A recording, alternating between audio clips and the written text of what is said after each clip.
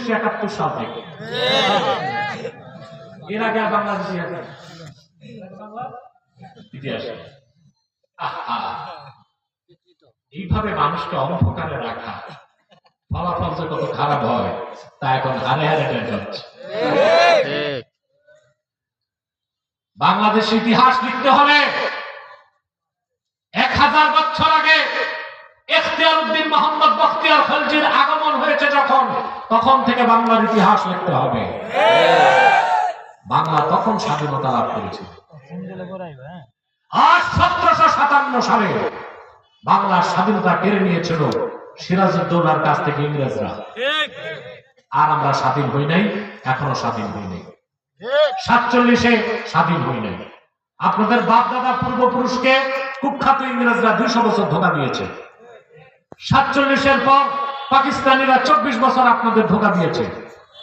71-এর পর যারাই ক্ষমতা এসেছে 53 বছরে মুসলমানদের রক্তকে সিঁড়ি ব্যবহার করে ক্ষমতায় গেছে, মুসলমানের পক্ষে কোনো স্বার্থ আদায় করে না। ধোঁকা দিয়েছে। আমরা এখনো স্বাধীন না।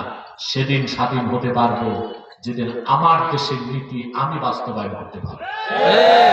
এখন কথা বলে না, যিনি এখন চিফ অ্যাডভাইজার, ওনার কোমরে রশি, আর রশির মাথা হচ্ছে আটলান্টিকের উপরে। ওর বাইরে যেতে তার বোঝা যাচ্ছে আমরা এখনো স্বাধীন না। আপনাকে পূর্ণাঙ্গ স্বাধীনতা দিতে পারবে যেদিন আল্লাহ কোরআনের তাবেদারি রাষ্ট্রীয়ভাবে করতে পারবে। স্বাধীন হয়ে যাবে। যদি আপনাকে বলেন পৃথিবীতে স্বাধীন দেশ কয়টা, আমি বলবো খুব কম। আরব বিশ্ব পূর্ণ স্বাধীন। আর আরব বিশ্বের বাইরে দক্ষিণ পূর্ব মধ্য এশিয়ায় একটাই স্বাধীন দেশ, ওটা হচ্ছে আফগানিস্তান। আমেরিকার বুড়ো আঙুল দেখা গেছে। আজকে তাদের কারেন্সি ডলারকে ছুঁই ছুঁই। আফিম চাষ বন্ধ, জাফরান চাষ হচ্ছে। হেলিকপ্টার বানাচ্ছে, প্লেন বানাচ্ছে, গাড়ি বানাচ্ছে। $7.5 বিলিয়ন আমেরিকা আটকায় দিতে বলছে, ওই ভিক্ষার টাকা তুই খা, তোর ভিক্ষা দিলাম। স্বনির্ভর রাষ্ট্র তারা প্রতিষ্ঠা করেছে।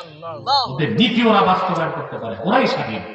দক্ষিণ পূর্ব এশিয়া টাকায় দেখেন পাকিস্তান স্বাধীন না, ভারতও স্বাধীন না, বাংলাদেশও স্বাধীন না। সেদিনই স্বাধীন হতে পারবো আল্লাহর কোরআনের তাবেদারিতে যেদিন দেশ বানাতে পারবো, আল্লাহর কোরআনের তাবেদারি করে যেদিন রাষ্ট্র চালাতে পারবো।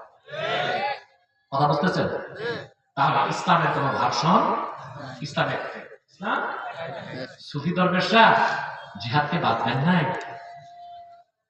440 হিজরিতে সুলতান মাহমুদ মাহিসাওয়ার, আজ থেকে 1000 বছর আগে তিনি আফগানিস্তান থেকে আসলেন বাংলাদেশের বগুড়া মহাস্থানে। আজান হবে, এখানে নামাজ পড়তে পারবেন, একটা লোক উঠবেন না, মুনাজাতের পর নামাজ পড়বেন। ঠিক আছে? বগুড়া মহাস্তা করে আসলেন। সুলতান মাহমুদ বলখি মাহিসাওয়ারের বাড়ি ছিল আফগানিস্তানের বলখ নামক রাজ্যে। তার বাবা ছিলেন বাদশাহ। বাবার মৃত্যুর পর তিনি হলেন বাদশাহ। আল্লাহর বান্দা বাদশাহীরে ছেড়ে দরবেশি পথ বেছে নিলেন। সুবহানাল্লাহ বলবেন। সঙ্গী সাথী নিয়ে আসলেন বাংলাদেশের সন্দ্বীপে। ওখান থেকে নৌকা যোগে চলে গেলেন বগুড়া মহাস্তা করে। যার পরই হিন্দু রাজা পরশুরাম বাধা দিয়েছে। তিনি প্রথম তরবারি বের করেন নাই, এটাই ইসলামের নিয়ম। আগে দাওয়াত, দাওয়াতে বাধা দিতে আসলে জিহাদ হবে ডিফেন্সিভ না অফেন্সিভ। প্রয়োজনে ডিফেন্সিভ,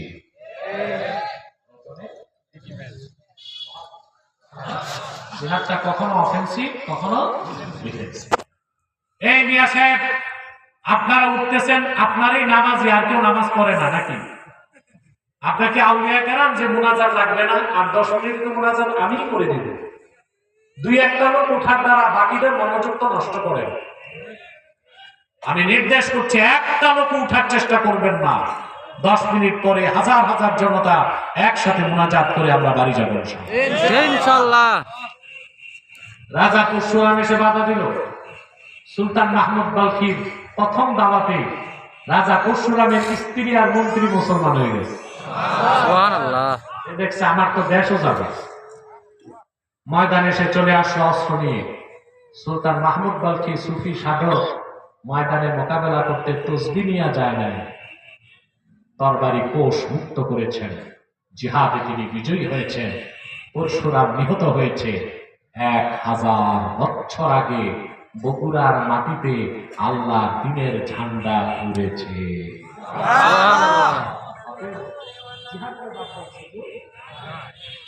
ইসলামী রাজনীতি পূর্ণাঙ্গ ইসলাম নয়, পূর্ণাঙ্গ ইসলামের অংশ। জিহাদ ফি সাবিলিল্লাহ পূর্ণাঙ্গ ইসলাম নয়, পূর্ণাঙ্গ ইসলামের অংশ।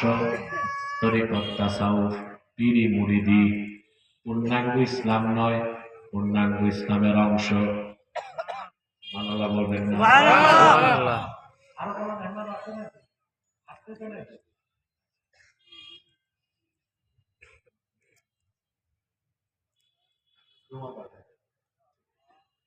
বসেন বসেন। আমার এগুলো খেয়াল আছে, শুধু মনে দিলেই হবে। রুমাল গুলো নিয়ে রেডি থাকেন, মোনাজাত শুরুর মধ্যেই রুমাল যাবে আসা। ঠিক না ভাই? না দেওয়ার নামে ভয় পাইছেন? না না, বাঙালির অভ্যাস এটা। নেওয়ার বেলায় আছে দুই হাঁটু সুতা। আমরা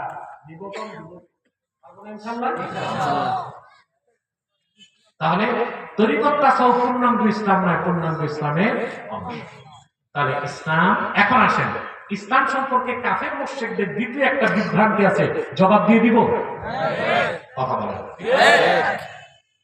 যারা ইসলামের বিরুদ্ধে চক্রান্ত করে যাচ্ছে, মুসলিম নামধারী কথিত সুশীল সমাজ,